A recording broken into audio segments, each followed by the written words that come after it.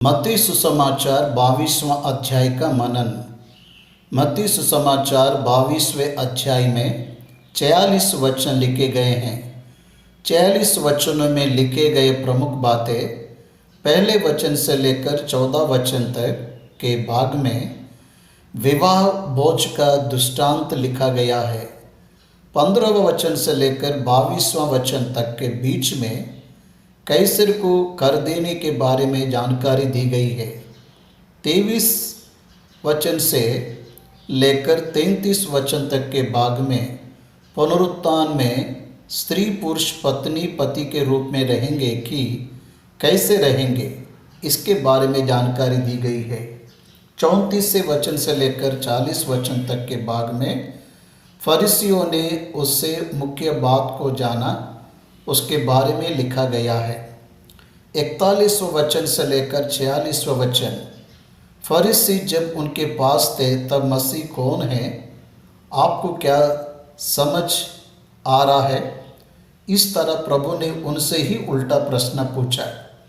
22वां अध्याय के पहले वचन से लेकर 14वें वचन तक के भाग में जो विवाह भोज है उसके बारे में हम देखेंगे। यीशु फिर उनसे दृष्टांतों में कहने लगा। यीशु उनको जवाब देते हुए, इस बात ने मेरे आंखों को खोल दिया। प्रभु यीशु मसीह का बड़ी भीड़ पीछा कर रहा है। उन्होंने जितना समय बिताया वह जहाँ कहीं भी गए वहाँ लोगों की भीड़ अधिक रहती थी। यीशु ने उन्हें उत्तर दिया, जीसस आंसर्ड देम, परमेश्वर पुत्र यीशु मसीह जब मानव के रूप में जीवन को बिता रहे थे तब उसके प्रचार के बारे में जो भी विवरण कोई पूछता था तो उन सबको विवरण में वह जानकारी देता था। It is the responsibility of every Christian evangelist to answer about his believes and his teachings. ये बात हमारे आंखों को खोल देगा। हम किस बात पर विश्वास कर रहे हैं और क्यों विश्वास कर रहे हैं, इसकी जानकारी अगर हम नहीं दे पाएंगे तो कोई उससे ग्रहण नहीं कर पाएंगे। उतना ही नहीं, हम आधे अधूरे बात पर विश्वास कर रहे हैं ऐसा दूसरों को लगेगा। यीशु उन्हें जवाब दे रहा है, मैं प्रेरितों के काम के पुस्तक में से एक बात को आपको पढ़कर सुनाना चाहता हूँ। प्रेरितों के काम के पुस्तक में प्रभु यीशु मसीह के प्रचार के बारे में जब प्रेरित प्रचार कर रहे थे तब वहाँ पर उन पर एक विशेष समस्या आ पड़ा। वह समस्या क्या है? देखने पर तुम जो नई बात का प्रचार कर रहे हो उसके बारे में हम जान सकते हैं क्या? नया प्रचार, प्रभु यीशु मसीह का जो प्रचार है वह नया प्रचार है, क्योंकि तब तक उन्हें एक तरह का प्रचार पता था, तो वह जो नहीं जानते उन बातों को प्रभु यीशु मसीह प्रचार कर रहे हैं। प्रभु यीशु मसीह का प्रचार कर रहे हैं, व्यवस्था के अनुसार प्रचार कर रहे हैं या व्यवस्था के विरोध में प्रचार कर रहे हैं। प्रभु यीशु मसीह व्यवस्था के अनुसार ही प्रचार कर रहे हैं। प्रेरितों के ऊपर यह निंदा आया है कि मूसा के दिए गए नियमों का पालन करने की आवश्यकता नहीं है, ऐसा प्रेरित बता रहे। इस तरह मूसा के विषय में उन्हें कॉन्ट्रडिक्ट आया। इस तरह प्रेरितों के ऊपर निंदा आया। परमेश्वर के वचन को आप समझिए। प्रेरितों के काम 17वां अध्याय 19 वचन में अरियुपगुस सभा के पास उसे ले आए। वहाँ पर वे लोग पूछ रहे, क्या हम जान सकते हैं कि यह नया मत जो तू सुनाता है क्या है, क्योंकि तू अनोखी बातें हमें सुनाता है, इसलिए हम जानना चाहते हैं कि इनका अर्थ क्या है। आज समाज में बहुत से मत है, कुछ विद्रोह करने वाले लोग हैं और कुछ नास्तिक भी है। इन सबों के मन में बाइबल को लेकर बहुत प्रश्न आते हैं। सब बातों का जवाब देना यह विश्वासी का कर्तव्य है। वचन क्या है, इसे समझाने की जिम्मेदारी हर एक प्रचारक का समाज के प्रति एक कर्तव्य के प्रति कर्तव्य रहता है। इस तरह प्रभु यीशु मसीह जवाब को दे रहा है, दृष्टांत के रूप में उनसे बात कर रहे हैं।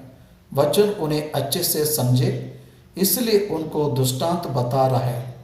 21वां अध्याय में प्रभु यीशु मसीह ने अपने बारे में जो वर्णन किया, जिस पत्थर को राज मिस्रियों ने निकम्मा ठहराया था, वही कोने के सिर का पत्थर हो गया।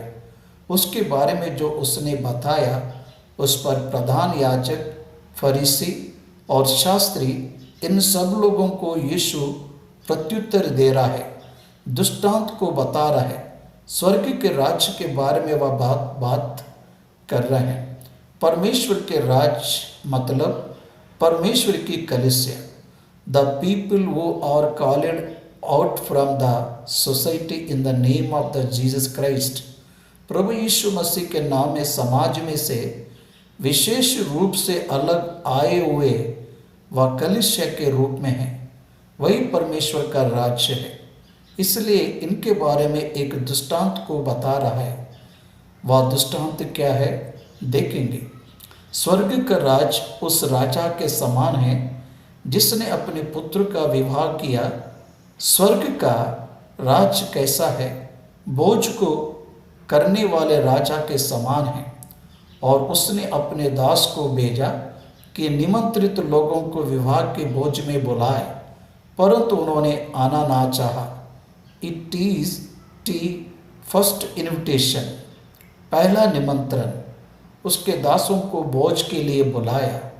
राजा ही भोज दे रहा है, वह उन्हें बुलाया। राजा अपने पुत्र के विवाह के लिए भोज तैयार कर रहे हैं। भोज में सम्मिलित होने के लिए निमंत्रण दे रहा है। उन्हें मुफ्त में आना है और आकर भोजन करना है। फिर उसके दासों ने उससे कहा, जिन्होंने बुलाया वे आना ना चाहे। नंबर 2, फिर उसने और दासों को यह कहकर भेजा, निमंत्रित लोगों से कहो, देखो मैं भोज तैयार कर चुका हूँ। मेरे बैल और फले हुए पशु मारे गए हैं और सब कुछ तैयार है। विवाह के भोज में आओ। Second invitation to the same people. उन्हें फिर दूसरे दास के द्वारा आने का निमंत्रण भेज रहा है। इस बार दूसरे निमंत्रण को पाने के बाद वे अपेक्षा करके चल दिए, कोई अपने खेत को, कोई अपने व्यापार को। लूका सुसमाचार 14वां अध्याय 17वां वचन से 24 वचन तक यही दृष्टांत को हमें देखने को मिलता है। ऑनर नहीं कर रहे हैं, निमंत्रण का अंगीकार नहीं कर रहे हैं, उसका तिरस्कार कर रहे हैं, नज़रअंदाज किए, और कोई अपने खेत में गए और कोई अपने व्यापार में गए। अन्य लोगों ने जो बच रहे थे उसके दासों को पकड़कर उनका अनादर किया और मार डाला। तब राजा को क्रोध आया और उसने अपनी सारी सेना भेजकर उन हत्यारों का नाश किया और उसके नगर को फूंक दिया। तब उसने अपने दासों से कहा, विवाह का भोज तैयार है, परंतु निमंत्रित लोग योग्य नहीं ठहरे। निमंत्रित लोग योग्य ना ठहरे, इसलिए चौराहों पर जाओ और जितने लोग तुम्हें मिले उन सबको विवाह के भोज में बुला लाओ। बुलाए गए लोग नहीं, सामान्य लोग, not selected people, normal people. बुलाए गए नहीं, जो आंखों को दिखाई दे उन सबको बुलाओ। इस तरह दासों को बताया। उन दासों तो ने सड़कों पर जाकर क्या भले क्या बुरे जितने मिले सबको इकट्ठा किया और विवाह का घर अतिथियों से भर गया। इकट्ठा किए जाकर प्रचार किए। राजा ने विवाह के बोझ को रखा, इस तरह प्रचार किए। तब सब लोग दौड़कर आए। They were not elected people, just informal people. वह चुने हुए लोग नहीं है, उन्हें एक अवसर देकर बुलाया गया। दे हॉनर्ड हिम। उस राजा के बात को उन्होंने अंगीकार किए। भले लोग और बुरे लोग भी उनमें हैं, मतलब इनमें कोई भी विशेष सेलेक्टेड नहीं है। विशेष और निपुण लोग भी नहीं है। They may be wrong people, bad people, but they were invited, they honoured the word of king and come of the marriage. वे लोग उस निमंत्रण का आदर किए। विवाह का घर अतिथियों से भर गया। वास्तव में यीशु के दिनों में वह प्रथा नहीं है, लेकिन इसमें एक्ट में बताया गया है। विवाह में जो आए उन सबको वस्त्र देकर उन्हें अंदर लिया गया। उसे देखकर ही अंदर बुलाया गया। परंतु जब राजा अतिथियों को देखने अंदर आया तो उसने वहाँ एक मनुष्य को देखा जो विवाह का वस्त्र नहीं पहने था। विवाह का वस्त्र नहीं पहने थे। उस मनुष्य को राजा पहले से ही जानता था, इसलिए मित्र कहकर पुकार रहा। उसने उससे पूछा, हे मित्र, तू विवाह का वस्त्र पहने बिना यहाँ क्यों आ गया? उसका मुंह बंद हो गया। मतलब दिए गए वस्त्रों को, कॉमन वस्त्र को पहनना पसंद नहीं किया। पीपल के साथ आइडेंटिफाई होना उसे पसंद नहीं आया। इसलिए विवाह का वस्त्र ना पहने हुए मुझे राजा पता है या कहते हुए अंदर आ गया। इस तरह the dignity of T wedding, उस विवाह के गौरव को बचाने के लिए दिए गए वस्त्रों का उसने तिरस्कार किया और वह सोचा कि उसकी पुरानी मित्रता है, लेकिन यह राजा को मंजूर नहीं था। तब राजा ने सेवकों से कहा, इसके हाथ पांव बांधकर उसे बाहर अंधेरे में डाल दो, वहाँ रोना और दांत पीसना होगा। तब सेवक आकर उसे ले गए, क्योंकि बुलाए गए तो बहुत है, परंतु चुने हुए थोड़े हैं। यह दृष्टांत क्या है? इसमें आपको क्या समझ में आ रहा है? मैं बताऊंगा। सुनिए, अपने पुत्र का विवाह कर बोझ को देने वाला राजा स्वर्गीय पिता है। वह राजा का पुत्र प्रभु यीशु मसीह है। प्रभु यीशु जी का विवाह बोझ उद्धार का बोझ है। बोझ को तैयार करने वाला परमेश्वर ही है। स्वर्ग में रहने वाला परमेश्वर मनुष्यों को उद्धार देने की इच्छा से और उद्धार के बोझ को उसने दिया।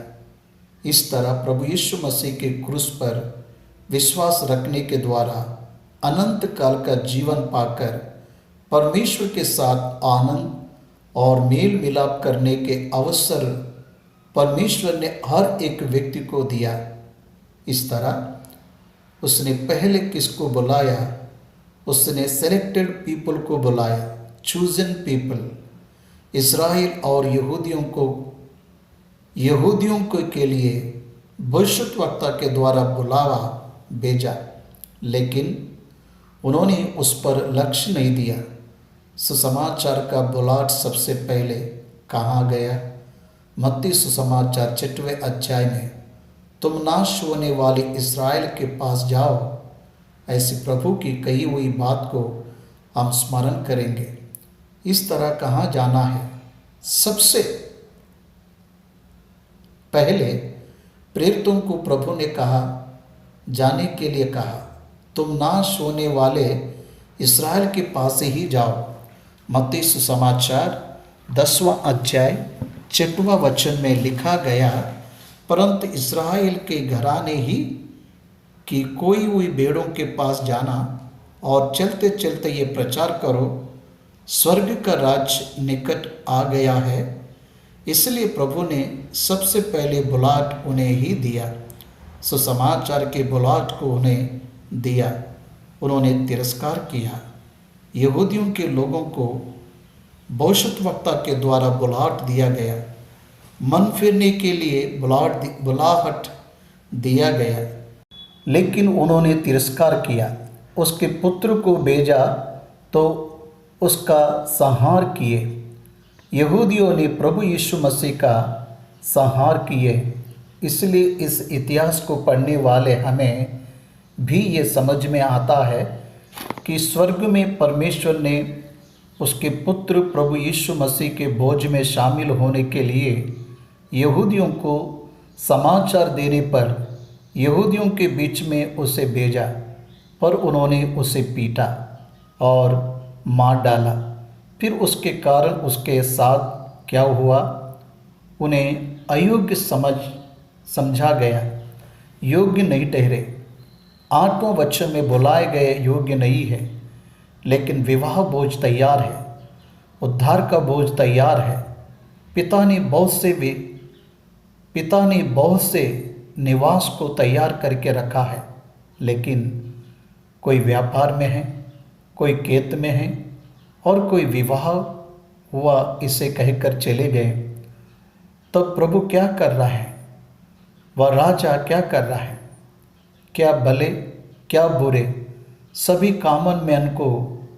कॉमन पीपल को बुलाने के लिए कहा। प्रभु यीशु मसीह का सुसमाचार सामान्य लोगों के लिए है, अदर देन जुदा, जो यहूदी नहीं है उन सबको बुलाया।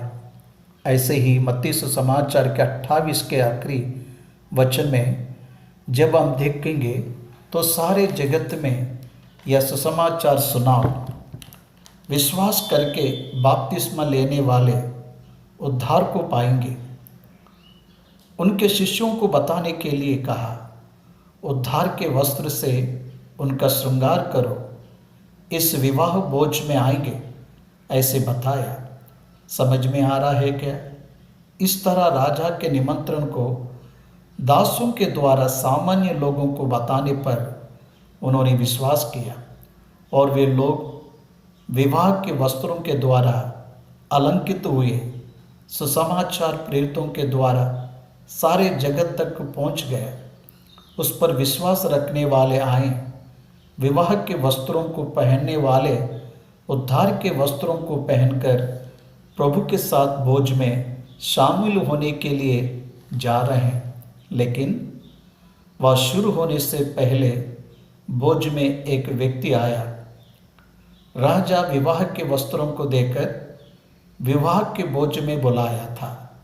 मित्र कहने के द्वारा समझ आता है कि वह पहले से ही उसे जानता था, लेकिन वह इतना एगोस्टिक था कि अन्य जाति के साथ सम्मिलित होना नहीं चाहता था। कंप्लीट रिलीजियस मैन, धार्मिक व्यक्ति, मन फेर कर आए हुए व्यक्ति के झुंड में वह नहीं है। धर्मी के व्यक्ति का इसमें प्रवेश नहीं है। व्यवस्था का पालन करने वाला व्यक्ति नए नियम में नहीं आने से विवाह भोज में प्रवेश नहीं कर पाएगा, ऐसा मीनिंग यहाँ आता है। इस तरह इस दृष्टांत को जब हम जानेंगे, इसलिए इस दृष्टांत को जब हम जानेंगे, इस दृष्टांत को जब उसने बताया, इसलिए इस बात को जब हम जानेंगे तो बुलाए गए तो बहुत है, लेकिन चुने हुए कम हैं, ऐसा बताया। सारे जगत में सुसमाचार जा रहा है, लेकिन चुने हुए कम हैं। सारे जगत में मसीह धर्म के ऊपर या मसीह लोगों के ऊपर जो विद्रोह होता है, वह किसी भी धर्म के लोगों के ऊपर नहीं होता है, क्योंकि यह नया प्रचार है। इसका रीज़न नहीं रहता, सिर्फ फेथ ही रहता है। इसको रीज़न के रूप में बताने से कॉर्नर माइंड्स को समझ में नहीं आएगा। इसलिए परमेश्वर के बारे में, परमेश्वर के सामर्थ्य के बारे में, परमेश्वर के लक्षण के बारे में, परमेश्वर है उस विश्वास के द्वारा आने वाले ज्ञान में से ही बाइबल ग्रंथ समझ में आता है। लेकिन सामान्य मानव को सबूतों के द्वारा समझ में नहीं आएगा। बाइबल में बहुत सारे उदाहरण हैं, मैं बताऊंगा, सुनिए। जन्म से ही अंधे को जन्म से ही अंधे के आंखों को यीशु मसीह ने खोला। वहाँ पर रहने वाले सभी लोग उस बात के गवाह हैं। जन्म से ही गूंगे और बहरे व्यक्ति को यीशु मसीह ने चंगा किया, वह भी इस बात की गवाह है। जिस व्यक्ति को दुष्टात्मा पकड़ा, उनके सामने ही उसे प्रभु यीशु मसीह ने छुटकारा दिलाया, चंगा किया। वे सभी इस बात के गवाह हैं। उनकी आंखों के सामने 5 रोटी और 2 मछलियों को तोड़कर सबको बांटा। वे सभी इस बात के गवाही है, इस बात के गवाह है। फिर क्रूस पर उसे क्या चढ़ाए, वह अद्भुत कार्यों को देखे लेकिन उस पर विश्वास नहीं किए। समझ में आ रहा है क्या? इसलिए अद्भुत कार्यों को देखकर कोई भी विश्वास नहीं करेगा। विश्वास रखने वाला अद्भुत कार्य को देखेंगे, इसलिए अद्भुत कार्य को करने से हम विश्वास करेंगे।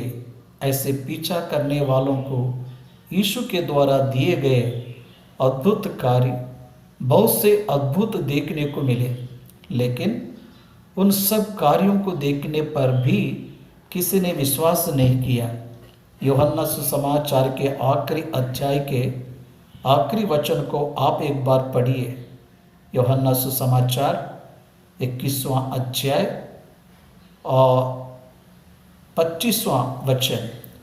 और भी बहुत से काम हैं जो यीशु ने किए। यदि वे एक एक करके लिखे जाते तो मैं समझता हूँ कि पुस्तकों जो लिखी जाती वे जगत में भी ना समाती। यीशु के कार्यों के बारे में पुस्तक में लिखने से संसार में ना समाए। इतने अद्भुत कार्यों को उसने किया तो भी उन्होंने विश्वास नहीं किया। प्रभु यीशु मसीह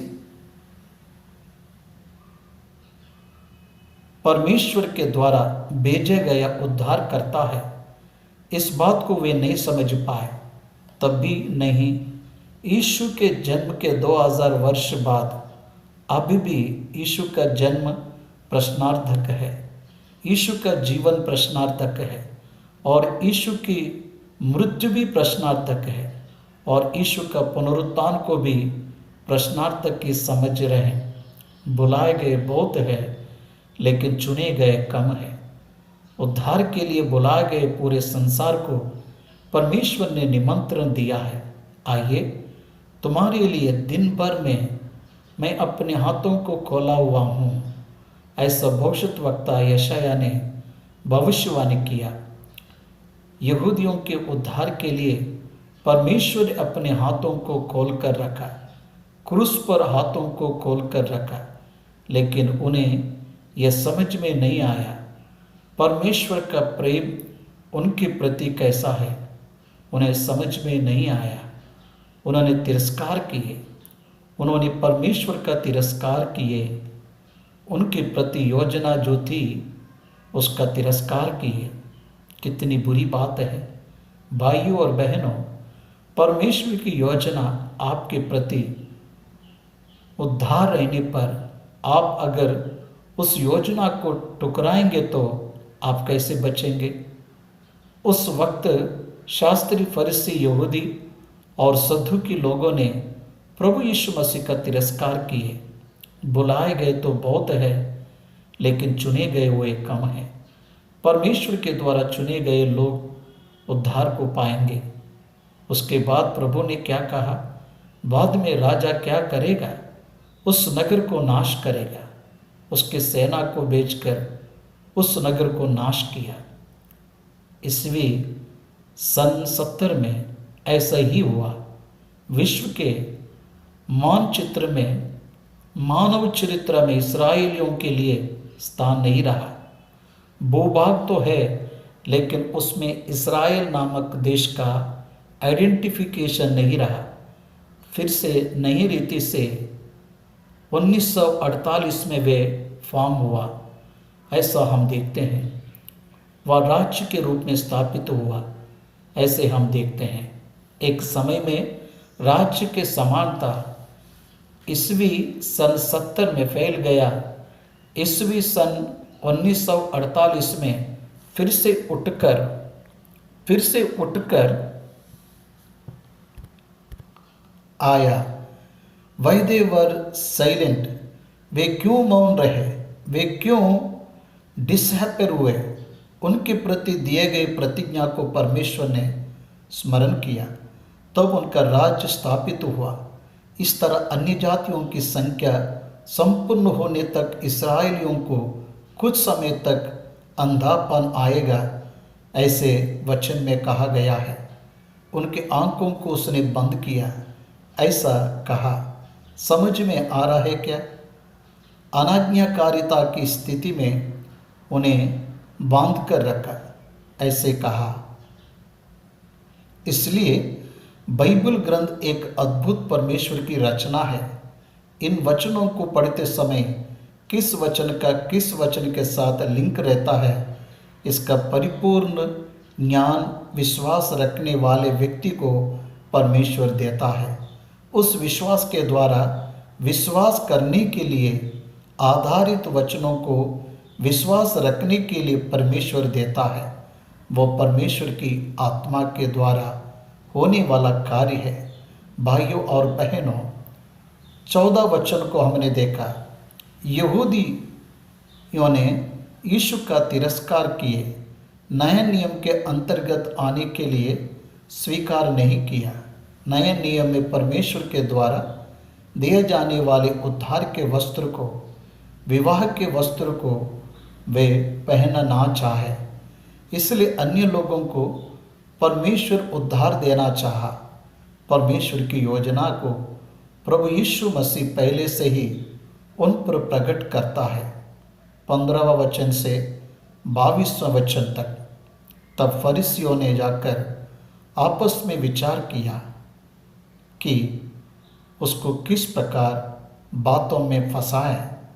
यह कैसे लोग हैं, इन्हें यीशु मसीह को फंसाना है। यीशु मसीह की परीक्षा ले रहे। प्रभु यीशु मसीह को दुष्टात्मा ने पकड़ा, ये साबित करना चाहते हैं। What is the attitude of the people? उन लोगों का उद्देश्य क्या है? आज समाज में भी इस तरह के मनुष्य हैं, फंसाना। एक बार मैंने एक वीडियो को देखा, उसमें बाइबल की स्टोरी को बताते हैं। ये कहानी को आप जानते हो क्या? मिस्र के देश में एक होरस नामक देवता है, ऐसा कह रहा था। लूका सुसमाचार में से यीशु के जन्म के बारे में पूरी जानकारी को देता है, और यह 3500 वर्ष पहले मिस्र देश के टेम्पल में बनाई गई है, ऐसा बताते हुए उसको सबूत नहीं है ऐसा बता रहा है, लेकिन 3500 वर्ष का है ऐसा कह रहा है। मसीह धर्म पर, मसीह के वचनों पर शैतान अपने हथियार से मनुष्य को उकसाकर बहुत से लोग नाश हो, इसके लिए उसके द्वारा किए जाने वाले यत्न आज समाज में हम देखते हैं। इसलिए it is the responsibility of every Christian to defend their faith. मैं विनती करता हूँ कि उनके विश्वास के बारे में जवाब देने की जिम्मेदारी हर एक विश्वासी को है।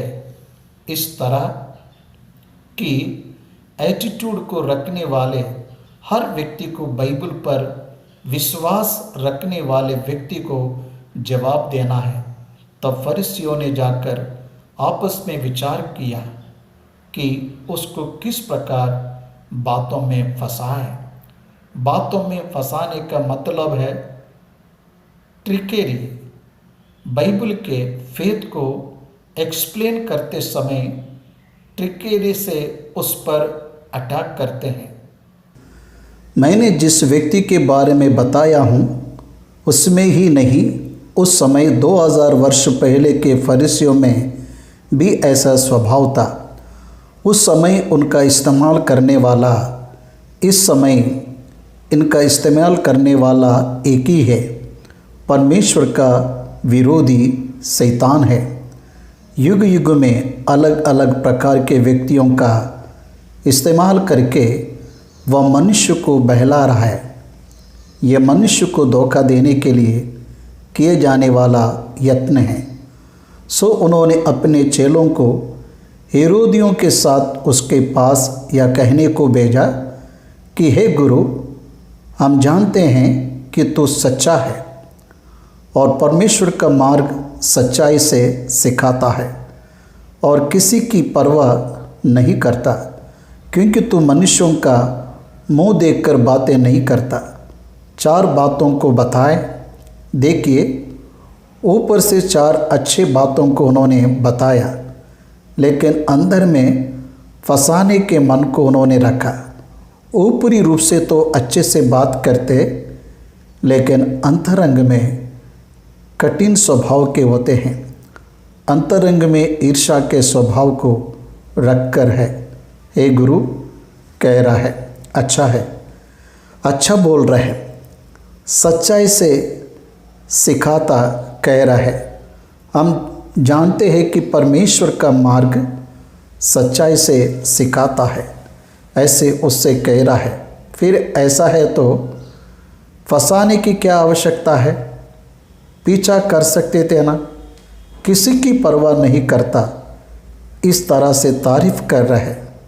इसलिए हमें बताता तू क्या समझता है, इसलिए हमें बता तू क्या समझता है।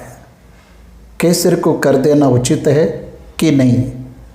हेरोदियों को भी साथ में लाए। हेरोदियों का मतलब है उस समय में गवर्नमेंट में राजा हेरोदिस था, तो उस राजा के अनुसरण करने वालों के साथ उसके शिष्य को भी साथ ले जाकर इस प्रश्न को वे पूछ रहे। ये लोग इस तरह से पूछ रहे, तू बहुत महान है, ये समझकर पूछ रहे हैं। तुझे क्या लगता, बता, बोल रहे हैं। ये लोग यीशु को फंसाना चाहते हैं। कैसर को कर देना उचित है या नहीं? कैसर को कर देना उचित है या नहीं? प्रभु यीशु मसीह का प्रचार है, हम परमेश्वर की संतान हैं। हम परमेश्वर की संतान हैं, हम स्वतंत्र हैं। ऐसा उसके द्वारा किए जाने वाले प्रचार को वे समझ नहीं पाए। प्रभु यीशु मसीह के द्वारा बताए जाने वाली स्वतंत्रता आत्मा के विषय में स्वतंत्रता है, उसके बारे में बात करना बाजू में रख दिए और पूछ रहे कैसर का कर देना उचित है या नहीं। प्रभु यीशु मसीह ने उन्हें देखा और उनकी दुष्टता को जान लिया। हे कपटियों, तुम मुझे क्यों परखते हो? उनकी दुष्टता को परमेश्वर ने मन में ही परख लिया, मन में तुरंत परख लिया। वह दूसरों के मन को पढ़ने वाला परमेश्वर है, देखने वाला परमेश्वर है। इसलिए उन्हें कपटी कहकर ऊपर से अलग और अंदर से अलग रहते ऐसा कह रहा है। मुझे क्यों परख रहे हैं? कर का सिक्का मुझे दिखाओ। तब उसके पास 1 दीनार ले आए। उसने उनसे पूछा, ये मूर्ति और नाम किसका है? उन्होंने उससे कहा, कैसर का। तब उसने उनसे कहा, जो कैसर का है वह कैसर को, और जो परमेश्वर का है वह परमेश्वर को दो। यह सुनकर उन्होंने अचंभा किया और उसे छोड़कर चले गए। देखिए, यीशु ने क्या कहा, दीनार के ऊपर का छाप और नाम किसका है? इंडियन करेंसी में काइंस में अशोक चक्र और उसके साथ जितना रकम है उसकी संख्या रहता है। इसलिए ध्यान दीजिए, परमेश्वर के वचन में से ही प्रभु बता रहा है, उसे ही प्रभु यीशु मसीह प्रकट कर रहा है। कैसर का कैसर को दो और परमेश्वर का परमेश्वर को दो। परमेश्वर का क्या है? मनुष्य का स्वरूप और ऊपर का रूप किसका है? स्वरूप किसका है? परमेश्वर का है। परमेश्वर के स्वरूप और समानता में मनुष्य को बनाया गया है, इसलिए जो जिसका है उसको वो देना है। टैक्स पे करने के लिए कहा, परमेश्वर का देने के लिए कहा। उन्होंने नहीं सोचा कि यीशु कर देने के लिए कहेगा, उसे फंसाने की कोशिश करेंगे, ऐसा वे सोचे, लेकिन वे ही फंस गए। वे आश्चर्यचकित हो गए। उसके ज्ञान से आश्चर्यचकित होने वालों को उसका पीछा करना चाहिए, लेकिन उन्होंने पीछा नहीं किया। ये हमारी पकड़ में नहीं आ रहा है, या सोचकर वहाँ से चले गए। प्रभु यीशु मसीह के पास आकर वापस चले गए। यीशु को जानने के बाद भी पीछे हट गए। यीशु कौन है या जानने के बाद भी वापस चले गए। सत्य वही है, या जानने के बाद भी वापस चले गए। आजकल बाइबल ग्रंथ अच्छा है कहते हुए भी पीछे हट रहे। यीशु में पाप नहीं है ऐसा कहते हुए भी वापस जा रहा है। बाइबल ग्रंथ में श्रेष्ठ बात हैं ऐसा कहते हुए भी पीछे हट रहा है, क्योंकि कपटी जीवन उन्हें पसंद है। यीशु पर विश्वास नहीं कर रहे हैं। यीशु पर विश्वास नहीं कर रहे हैं। यीशु के बातों को पहचानने का मन उनके पास नहीं है। तब भी वैसे ही था, अभी वैसे ही है। 23 वचन से लेकर 33 वचन तक के भाग में यहाँ पर भी फिर से उसके प्रचार से आश्चर्यचकित हुए ऐसा लिखा हुआ है। देखिए, यीशु मसीह के प्रचार के ऊपर युद्ध हो रहा है। प्रेतों के प्रचार के ऊपर युद्ध हुआ। आज विश्व भर के प्रचार के ऊपर युद्ध हो रहा है। यीशु मसीह के जवाब देने पर आश्चर्यचकित हुए, लेकिन वापस चले गए। 23 वचन से 33 वचन तक अच्छी रीति से व्यवस्था को जानने वाले लोग यीशु के पास आए। उस समय जो मूसा ने बताया था उन बातों को लेकर प्रभु यीशु मसीह की परीक्षा लेने की कोशिश किए। सदुकी पुनरुत्थान नहीं है ऐसा कहते हैं। पूरे संसार में प्रभु यीशु मसीह अकेले का ही पुनरुत्थान हुआ, पुनरुत्थान होगा। इस सच्चाई को बाइबल ने पुराने नियम में भी बताया है। पुनरुत्थान पर विश्वास रखने वाला अब्राहम है। रोमियो की पत्री 4वां अध्याय 17वां में मृतकों को जीवित करने वाले परमेश्वर पर अब्राहम ने विश्वास किया ऐसा लिखा हुआ है। इब्रानियों की पत्री 11वें अध्याय में विश्वास के द्वारा उसके पुत्र को मृतकों में से फिर वापस पाया ऐसा लिखा है। मृतकों का पुनरुत्थान होगा। इस प्रचार को पुराने नियम के दानियल के पुस्तक उसके 12वें अध्याय में अंत के दिनों में खबर खोले जाएंगे, मृतक लोग जी उठेंगे ऐसे लिखा है। यूहन्ना सुसमाचार के पुस्तक 5वां अध्याय 24 वचन में मृतक लोगों का परमेश्वर के पुत्र की आवाज़ को सुनने का समय आया ऐसा लिखा गया है। इस तरह मृतकों का पुनरुत्थान है। उसी दिन सदुकी जो कहते हैं कि मरे हुओं का पुनरुत्थान है ही नहीं, उसके पास आए और उससे पूछा, हे गुरु, मूसा ने कहा था कि यदि कोई बिना संतान मर जाए तो उसका भाई उसकी पत्नी को ब्याह करके अपने भाई के लिए वंश उत्पन्न करे। अब हमारे यहाँ 7 भाई थे। पहला ब्याह करके मर गया और संतान ना होने के कारण अपनी पत्नी को अपने भाई के लिए छोड़ा गया। इसी प्रकार दूसरे और तीसरे ने भी किया और 7 तक यही हुआ। सबके बाद वह स्त्री भी मर गई। सो जीव उठने पर वह उन 7 में से किसकी पत्नी होगी, क्योंकि वह सबकी पत्नी हो चुकी थी। ये जो पुनरुत्थान पर विश्वास नहीं रखते वे पूछ रहे, या पुनरुत्थान में किसकी पत्नी रहेगी? इसका कोई भी अर्थ है क्या? जिस बात पर वह विश्वास नहीं कर रहे हैं उसके ऊपर प्रश्न कर रहे हैं।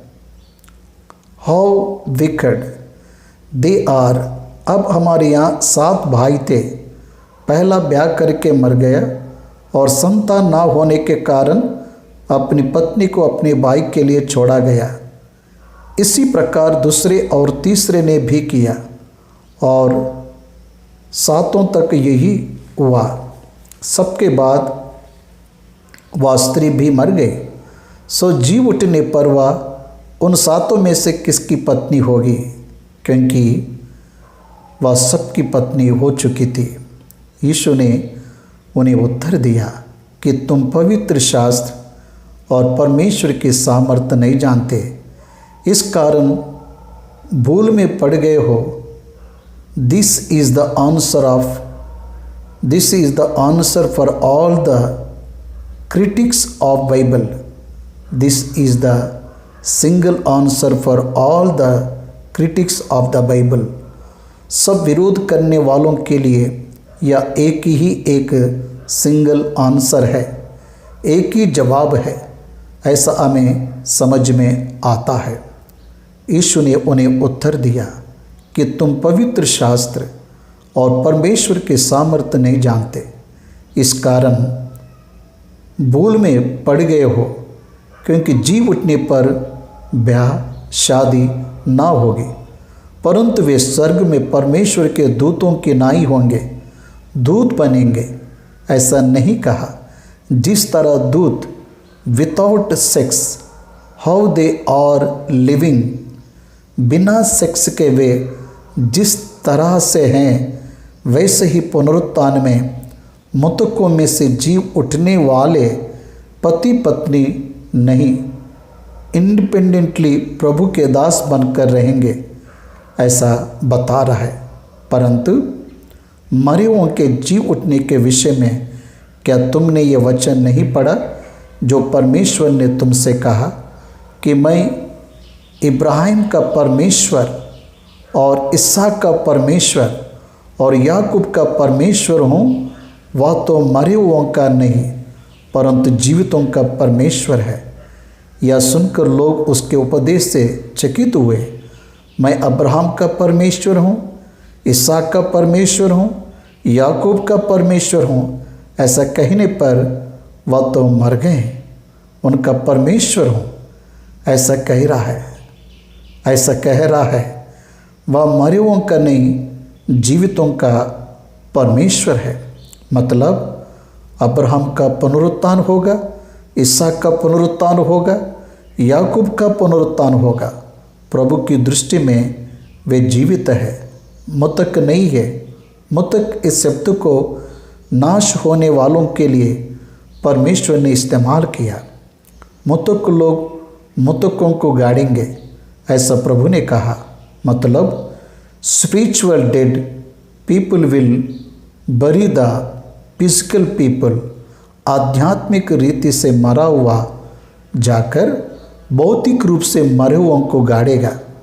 उसके शिष्यों से उसने कहा, तुम उठकर मेरा पीछा करो। इस बात को समझिए, उसके प्रचार ने उन्हें चकित कर दिया। वह मरे वो का नहीं है, वह जीवितों का परमेश्वर है। वह जीवितों का परमेश्वर है।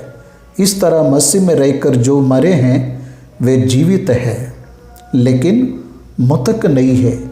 एक दिन वे नीचे आएंगे। पहला थिस्सलुनीकियों 4 अध्याय 13 वचन से 18वां वचन तक इन बातों को लिखा गया है। इस तरह वह जीवितों का परमेश्वर है। वह जीवितों का परमेश्वर है। इन बातों से उनका मुंह बंद हो गया, सदूकियों का मुंह बंद हो गया। जब फरीसियों ने यह जाना तो खुश हो गए। अब खुश होने के बाद तो भी उन्होंने पीछा किया क्या? पीछा नहीं किया। फिर से वे भी आए और यीशु की परीक्षा लेने लगे। 34वां वचन से लेकर 34वां वचन में को हम लोग देखेंगे। जब फरीसियों ने सुना कि उसने सदूकियों का मुंह बंद कर दिया तो वे इकट्ठे हुए। सदूकी का मुंह बंद किया, इस बात को जानकर बहुत आनंदित हुए और इकट्ठा हुए, फिर भी पीछा नहीं किए। वे भी व्यवस्था का प्रचार करते हैं। सावधान या परीक्षा लेते हुए कहा, वहाँ पर फंसाने की कोशिश कर रहे हैं, ऐसे कहा, या फिर उसे परखने की कोशिश कर रहे हैं।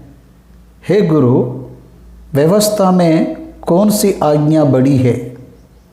उसने उससे कहा, तो परमेश्वर अपने प्रभु से अपने सारे मन और अपने सारे प्राण और अपनी सारी बुद्धि के साथ प्रेम रख। बड़ी और मुख्य आज्ञा तो यही है, और उसी के समान या दूसरी भी है कि तू अपने पड़ोसी से अपने समान प्रेम रख। यही दो आज्ञा हैं, सारी व्यवस्था और भविष्यद्वक्ताओं का आधार है। सोने से भी कीमती बातों को यीशु ने कहा। एक एक प्रश्न जो सदूकी और फरीसी ने पूछा, इस पर यीशु के कहे हुए जवाब आज विश्वासियों के लिए कितना फलदायक रहा, ये हमें जानना है। 10 आज्ञा हैं। 10 आज्ञाओं में से बड़ी कौन सी है? 10 आज्ञाओं में 10 आज्ञाओं भी बड़े हैं। इन 10 आज्ञाओं को 2 भागों में विभाजित किया गया। पहले के 4 आज्ञाओं को एक आज्ञा के रूप में, दूसरे के 6 आज्ञाओं को दूसरी आज्ञाओं के रूप में विभाजन किया गया। इन 2 आज्ञाओं का एसेंस यही है कि तू परमेश्वर अपने प्रभु से अपने सारे मन और अपने सारे प्राण और अपनी सारी बुद्धि के साथ प्रेम रख, विदाउट एनी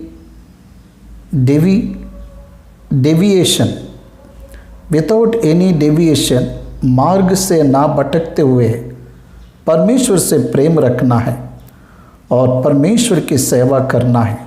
दूसरा, अपने समान अपने पड़ोसी से प्रेम करना है, अपने माता पिता का आदर करना है, चोरी ना करना, हत्या ना करना, व्यभिचार ना करना, पड़ोसी के किसी भी वस्तु की आशा ना रखना। इन सारी आज्ञाओं को प्रभु ने यहाँ ले आया। अपने पड़ोसी से प्रेम करना।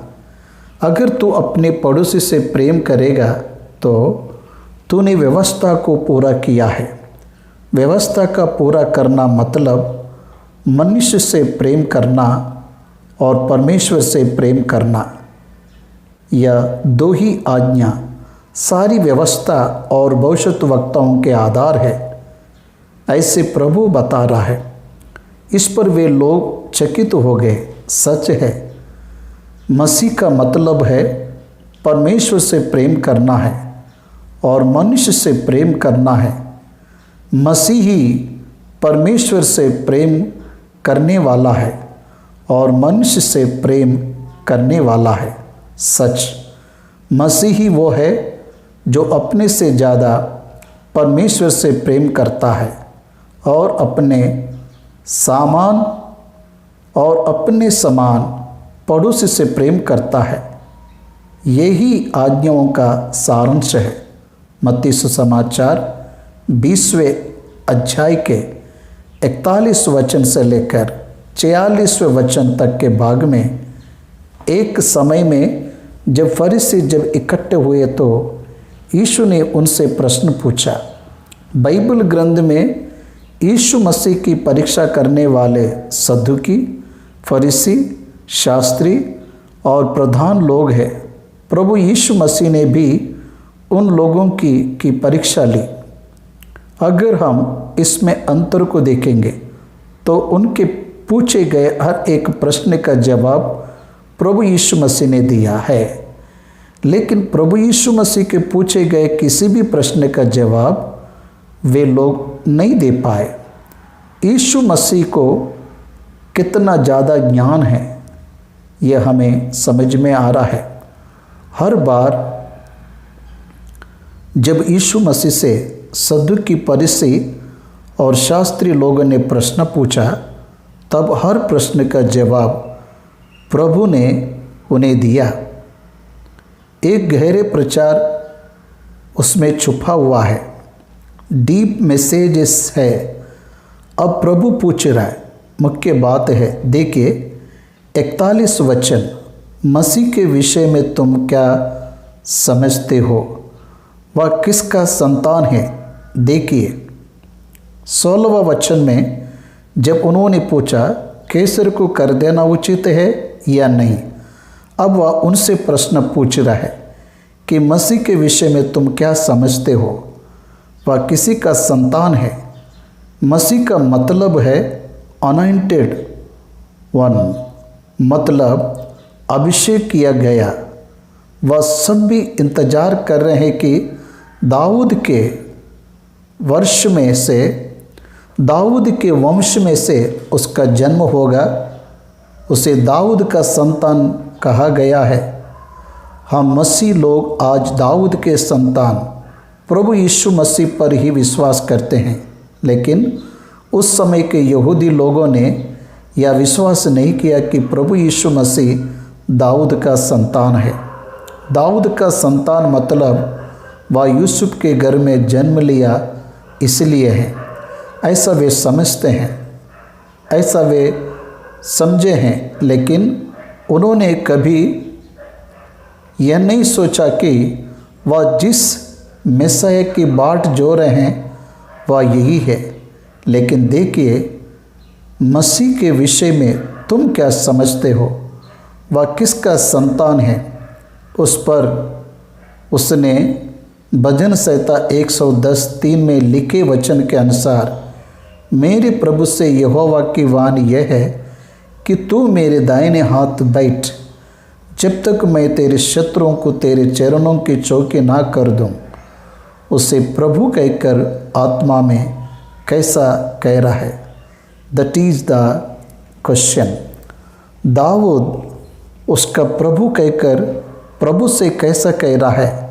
भला जब दाऊद उसे प्रभु कहता है तो वह उसका पुत्र क्यों कर ठहरा कि प्रभु ने मेरे प्रभु से कहा, मेरे दाहिने बैठ, जब तक कि मैं तेरे बैरियों को तेरे पाँवों के नीचे ना कर दूं। प्रभु ने मेरे प्रभु से कहा। ऐसा कहने पर मसीह से कहा, तू मेरे दाहिने और बैठ, ऐसा दाऊद ने कहा है। तो मसीह दाऊद का संतान कैसे हुआ। अब तुम बताओ, यीशु मसीह के बारे में दाऊद ने मेरा प्रभु कहा है, तो वो मनुष्य का पुत्र कैसे बना। इस प्रश्न का वे जवाब नहीं दे पाए। रोमियों की पत्री उसके पहले अध्याय में उसका जवाब पौलुस ने अद्भुत रीति से दिया। रोमियों की पत्री उसके पहले अध्याय में यीशु मसीह के बारे में 3 वचन में बताया, अपने पुत्र हमारे प्रभु यीशु मसीह के विषय में प्रतिज्ञा की थी, जो शरीर के भाव से तो दाऊद के वंश से उत्पन्न हुआ और पवित्र आत्मा के भाव से मरे हुओं में से जी उठने के कारण सामर्थ्य के साथ परमेश्वर का पुत्र ठहरा है। It is proven fact, Yusuf के कारण दाऊद का संतान कहलाया। इस तरह वे बता नहीं पाए, शास्त्री लोग इस बात को बता नहीं पाए क्योंकि उन्हें यूनियन के बारे में जानकारी नहीं है। हाइपोस्टेटिक यूनियन के बारे में जानते हो कि 100% मानव और 100% परमेश्वर, ये दोनों का सम्मेलन ही प्रभु यीशु मसीह है। कुलिस्सियों की पत्री उसके 2 वचन में 2 अध्याय में बताया गया, उस शरीर में परमेश्वर परिपूर्ण रूप से निवास किया। यीशु मसीह के शरीर में परमेश्वर परिपूर्ण रीति से हैं और यीशु मसीह परमेश्वर के रूप में हैं, ऐसा हमें दिखाई देता है। लेकिन हमें यह समझना है वह शारीरिक रीति से 100% ह्यूमन है और आत्मिक रीति से 100% डिवाइन है। दोनों का सम्मेलन ही प्रभु यीशु मसीह है। इसलिए ये बात समझ में आना चाहिए, यीशु को परमेश्वर और दोनों का सम्मेलन है, ऐसा हमें समझना है। बाइबल ग्रंथ में यीशु मसीह कौन है, इसकी जानकारी हमें पूर्ण रीति से मिलेगी। उसके उत्तर में कोई भी एक बात ना कह सका, परंतु उस दिन से किसी को फिर उससे कुछ पूछने का हियाव ना हुआ, क्योंकि अगर वो प्रश्न पूछेगा तो जवाब नहीं दे पाएंगे। कुछ दिनों के बाद वह मर जाएगा। यह होली वीक में घटी घटना है। इन दिनों में ऐसे प्रश्नों को उनके बीच में लाया। इसके बाद उन्होंने प्रभु यीशु मसीह को मारने के लिए तैयारियां शुरू की है। उसे मारने के लिए फरीसी, शास्त्री और सद्दुकी एक हो गए, उसके शत्रु एक हो गए। दिखाए कितनी अजीब बात है। पुनरुत्थान नहीं है कहने वाले सद्दुकी पुनरुत्थान है कहने वाले फरीसी यीशु मसीह को मारने के लिए एक हो गए। तब से लेकर अब तक बाइबल ग्रंथ में मसीह का इतिहास विरोधियों के द्वारा तरह तरह से तब के तब ही विरोध किया जा रहा है। लेकिन विश्वास करने वाले जब इन बातों का जवाब देंगे तब आगे के लोगों को मसीह के बारे में जानकारी दे पाएंगे।